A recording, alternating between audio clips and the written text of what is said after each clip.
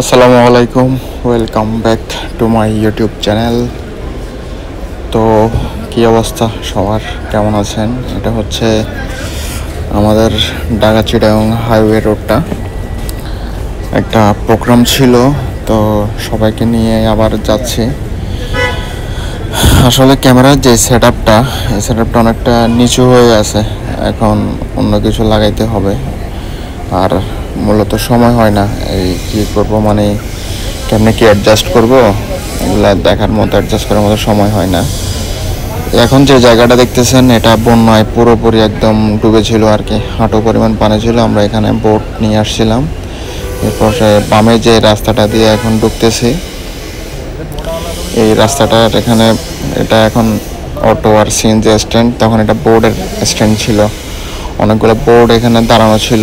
এখান থেকেই মানুষের বোর্ড নিয়ে নিয়ে আপনার যারা ত্রাণ দিতে আসছিল, ওই যারা বন্যায় ডুবে গেছিলো ওদেরকে ত্রাণ দেওয়ার জন্য আসছিল আর কি। এখান থেকে নিয়েই যাওয়া হয়তো মূলত। তো এটা হচ্ছে পুরোটা, এখনও যতটুকু যাইতেছি এখানে পুরোটাই ডুবানো ছিল একদম পানিতে। তো বিষয়টা হইলো, আমরা এটা একটা ঈদের সময় ছিল, এই ভিডিওটা মূলত ঈদের সময়ের করা। তখন আসলে এদিকে ঘোরাঘুরি প্লাস গ্রামে কারেন্টের সমস্যা, নেটওয়ার্কের সমস্যা, এগুলোর জন্য ভিডিও এডিট অথবা আপলোড করা হয় নাই। আর গ্রামের যে বাজে অবস্থা রাস্তাগুলো, আপনার একদম মানে চিপা রাস্তা, অপোজিট সাইড থেকে কিছু একটা আসলে ওটা মানে একদম স্লোলি যাইতে হয় আর কি। এই যে দেখেন না সিএনজিটা একটু আগে যে ক্রস করে গেল, ওইটা পুরো রাস্তার মাঝখানে একদম। চাইলেও সাইডের থেকে যাইতে পারতো, কিন্তু ওইভাবে যায় নাই। এগুলো হচ্ছে গ্রামের যে রাস্তা, ওদের যে ড্রাইভারগুলো আছে না, এগুলো রাস্তাগুলো ওদের কিনা, একদম ওরা কিনে ফেলছে।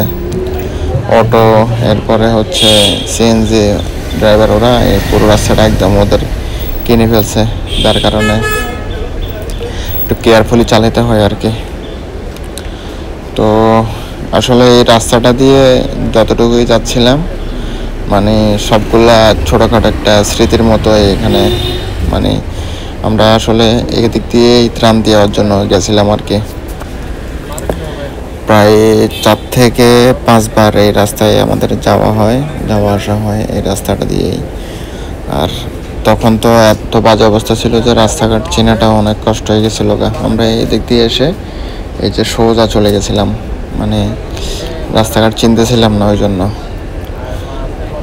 তো আসলে গ্রামের যেই পরিবেশগুলা, এগুলা অনেক সুন্দর। আসলে আপনি যত ঘুরবেন শুধু ঘুরতেই ইচ্ছে করবে, অনেক সুন্দর আপনার পরিবেশ। কিন্তু ওয়েদারটা অনেক গরম ছিল, অনেক রোদ ছিল, যার কারণে আসলে বের হওয়াটাও কষ্ট হয়ে যেত গা। তেমন একটা বের হওয়া হয় নাই এবার, বেশিরভাগ সময় আপনার ঘরে কাটানো হয়েছে। এটা হচ্ছে, এটা পাশে একটা ফিল্ড আছে, ব্রিক ফিল্ড। আমি এখানে একটা ছবি অ্যাটাচ করে দেব যখন আমরা এদিক দিয়ে ওই বন্যা সময় এতে যাই আর কি, কি বলে যে ত্রাণ দিতে যাই। এই যে এই জায়গাটা থেকে বাম পাশে যাই আমরা, প্রথমে বাম পাশে, এখানে ওদিক থেকে দিয়ে রাতের 2টা বাজে। এরপরে সোজা স্ট্রেট যাই, এই যে যেভাবে যাচ্ছি আর কি এখন গাড়ি নিয়ে। তখন পুরোটা বোর্ডে যাওয়া হয়েছিল আমাদের। আর এখানে আমাদের ত্রাণ দেওয়ার ক্ষেত্রে বেশি বড় একটা বাধা হয়ে দাঁড়িয়েছিল একটা রেল লাইন, যার কারণে আমরা ওই পাশে যে মানুষগুলো বেশি ক্ষতিগ্রস্ত ছিল ওদেরকে তেমন একটা আমরা ত্রাণ দিতে পারি নাই। তারপরও বেশিরভাগ মানুষই দিতে পারে নাই, আমরা অনেক কষ্ট করে ওই পাশটাতে এগুলো দিয়ে আসছি আর কি। আমার আসলে ব্যস্ততার কারণে তেমন একটা ভিডিও করা হয় না, অথবা করলেও এগুলো এডিট করার সময় পাচ্ছিলাম না। এই ভিডিওটা ঈদের 2 থেকে 3 দিন পরে করা, অথচ আপলোড মানে এডিটটা করতেছি অথবা আপলোডের জন্য রেডি করতেছি প্রায় 15-20 দিনের মতো হয়ে গেছে। এই যে রেল লাইনটা দেখতেছেন না, এই যে ক্রসিং, রেল ক্রসিং, এই ক্রসিংটার জন্যই আমরা ওই পারে কোনো রকমের বোট পার করতে পারি নাই, এটা অনেক উঁচা ছিল। এখান থেকে আমরা বোটটা এখানে রেখে, ত্রাণগুলো এখানে রেল লাইনের উপরে রেখে, পরে ওই পাশ থেকে আবার নতুন করে ত্রাণগুলো নিয়ে নিই আর কি। এখান থেকে অন্য বোট ছিল আবার, এটা পরে আসে। এই বোটগুলো থেকে নিয়ে আবার দেওয়ার জন্য যাই। গ্রামে বেশি বাজে বলেন অথবা বেশি মানে খারাপ অবস্থা হচ্ছে এই যে রোড সাইড রাস্তার পাশের ঘরগুলা, এই ঘরগুলা এই যে দেখেন এখানে, এই ঘরগুলা থেকে মানুষ বের হয় হঠাৎ করে, ছোট ছোট বাচ্চারা বের হয়, যার কারণে আপনার রিল্যাক্সে যে আপনি গাড়ি চালাবেন ওই অপশনটাও নাই। আর পেছনের থেকে সামনের সাইডের রাস্তাগুলো আরও বেশি চিপা, আরও বেশি ন্যারো। এদিকের আকাশটা দেখেন অনেক সুন্দর, আর পাশে সূর্যের আলো দেখা যাইতেছে কড়া একদম। তো এখানে সামনে একটা ছোট একটা পোল আছে, এই যে এখানে আমরা আসলে বোট বেজে গেছিল, এখানে আমরা নেমে আবার বোটটাকে ধাক্কা দিয়ে পার করার পরে সোজা এই যে রাস্তাঘাট যেগুলো দেখতেছেন সামনে জমি দিয়ে সোজা চলে যায়। যাওয়ার পরে ওখানে আরেকটা ঘটনা ঘটে, ওটা হচ্ছে বন্যার সময় অনেক মানুষ মারা গেছিলো, তাদেরকে আসলে কবর দেওয়াটা পসিবল হয় নাই, আমরা এদিক দিয়ে সোজা চলে গেছিলাম, পসিবল হয় নাই। ওই অনেক জায়গায় ওরা কী করছে, ওই লাশগুলাকে বিভিন্ন কলা গাছের কতগুলা বানানো হয়, ওগুলা বানাই, ওগুলাতে তুলে আপনার বাসায় দিয়েছিল আর কি। মানে নদীর স্রোত যেদিকে যায়, পানির স্রোত যেদিকে যাচ্ছিল ওইদিকে ওদেরকে বাসায় দেওয়া হয়েছিল। এরপরে মানে অনেক জায়গায় এরকম বিভিন্ন জায়গায় বিভিন্ন মানুষের লাশ পাইছিল, ওই মানুষগুলা পরে ওগুলাকে কবর দিয়ে রাখছিল আর কি। এটা একদম কমন একটা ইস্যু হয়ে গেছিলো তখন। এই যে বাপাসে যেটা এখানে একটা হসপিটাল আছে, এটা হচ্ছে আপনার দাতব্য আর চক্ষু হসপিটাল। এটা হচ্ছে ঢাকায় যে সমরিত হসপিটাল আছে ওনার মালিকের বাড়ি এটা, এই যে বাপাসে এটা উনি নিজেই এখানে করছে, এটা ওনার নিজের অর্থায়নে চলে। এখানে গ্রামের মূলত বেশিরভাগ মানুষই আসে। আসলে ভিডিও তো বানাই কি, আসলে ভিডিওর কোনো মাথা থাকে না, এটিগুলোর কোনো কি বলে মানে কোনো উদ্দেশ্য নাই, উদ্দেশ্যহীনভাবে ভিডিওগুলো করা, কোনো স্ক্রিপ্ট নাই, কিছু নাই। বের হওয়ার পর এই যে মানে রেকর্ড করা, এটাই যতটুকু সৌন্দর্য আছে সৌন্দর্যগুলাই তুলে ধরা। এটা হচ্ছে আমাদের এখানে একটা বাজার, ছোটোখাটো একটা বাজার, সুন্দর একদম ছোটোখাটো গোছানো। আমাদের যেটা বাজার ওটা হচ্ছে লস্করহাট, অনেক বড় বাজার আসলে আমাদের ওই এরিয়াটাতে অনেক বড়, সবার থেকে বড় বাজার এটা। তো আমরা আসতাম এই বাজারে, এখানে যে বাপাসে এখানে নলা বিক্রি করে, হালিম বিক্রি করে, এটা খাওয়ার জন্য প্রায় এখানে আসা হয়। তো যে বিষয়টা হইলো ওইটা হচ্ছে এই গ্রামের যে বিষয়গুলো বলতেছি, গ্রামের মানুষগুলো হচ্ছে একটু টেরা টাইপের, মানে আপনি যাচ্ছেন হরন দিচ্ছেন, কোনো রেসপন্স করতেছে না। এরপরে গ্রামের থেকে আমাদের ফেনী টাউনের যে অবস্থা, রিক্সাগুলো ডান পাশে চলে, রিক্সাগুলো যেটা বলতেছিলাম রিক্সাগুলো ডান পাশে চলে, ওদেরকে আপনি হরন দিলে ওরা সাইড দেয় না, মানে হচ্ছে আপনার নিজের থেকে সাইডগুলো নিতে হয়। তো একটা জিনিস হচ্ছে যে ট্রাফিকটা আছে, ওরা চাইলে এই জিনিসগুলোকে একটু কন্ট্রোল করতে পারে, রিক্সাদের জন্য আলাদা লেন অথবা ওরা এক পাশে চলবে এরকম একটা সিস্টেম করে দেওয়া উচিত, কিন্তু সেটা করে না, সবাই যার যার মতো রিল্যাক্সে চলে। ফেনীতে একটা বাজে জিনিস দেখলাম, ওইটা হইলো কেউই আপনার হেলমেট ইউজ করে না বাইকে,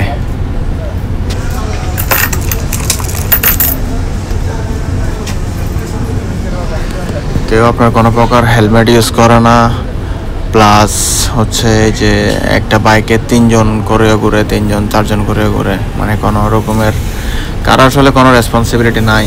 মানে অ্যাক্সিডেন্ট হইলে যে কিছু একটা হবে, কারো যে ক্ষতি হবে ওইরকম কোনো চিন্তা ভাবনা নাই,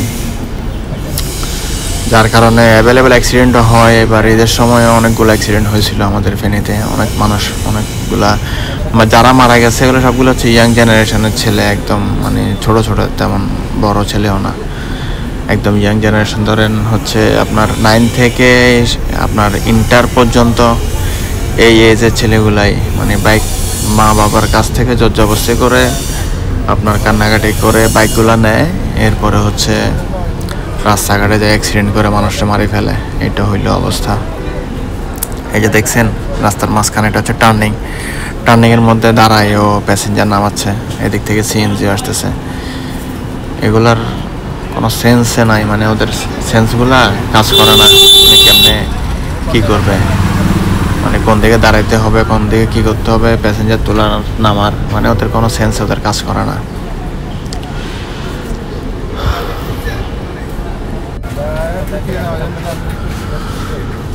আমাদের যেই এরিয়া, মানে আমাদের বাড়ির কাছাকাছি একটা প্লেস, এগুলা এটা হচ্ছে পাশে একটা মুক্তিযোদ্ধা ছিল, ওর বাড়ি আর কি। এখন তো হাসিনা সরকার অনেকগুলো মুক্তিযোদ্ধাকে, যারা আওয়ামী লীগপন্থী, ওদেরকে বাড়িঘর করে দিয়েছিল।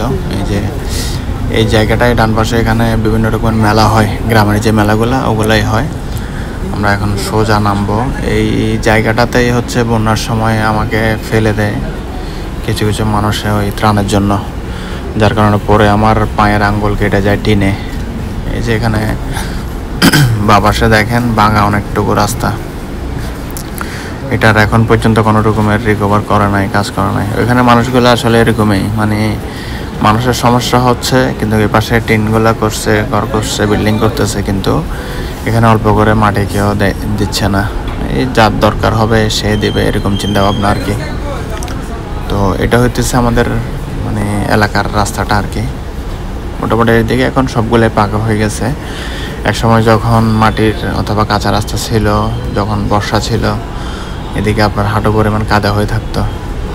এই জায়গাটা এখন যেরকম দেখা যাচ্ছে, এই যে সাইকেল নিয়ে যাচ্ছে ওর উপরে ছিল পানি, মানে হচ্ছে আপনার 8 থেকে 10 ফিট উঁচু এই পরিমাণের পানি ছিল এই জায়গাটাতে।